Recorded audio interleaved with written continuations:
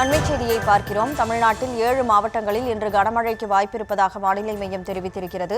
முழு விவரங்களோடு செய்தியாளர் வெங்கட் இணைப்பில் இருக்கீங்க. அந்த 7 மாவட்டங்கள் என்னென்ன, கூடுதல் விவரம்?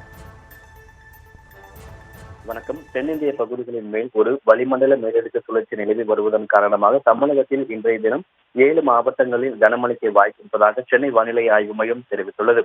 இன்றைய தினத்தை பொறுத்தவரைக்கும் ராணிப்பேட்டை, திருவண்ணாமலை, கள்ளக்குறிச்சி, பெரம்பலூர், கடலூர், அரியலூர், சிவகங்கை உள்ளிட்ட 7 மாவட்டங்களில் இன்றைய தினம் கனமழைக்கு வாய்ப்பு இருக்கிறது.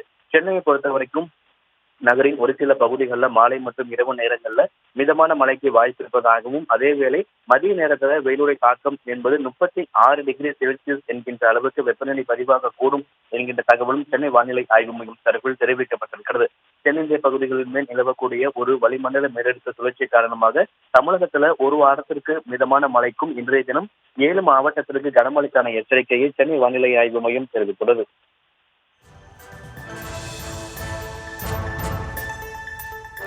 விவரங்களுக்கு நன்றி வெங்கட்.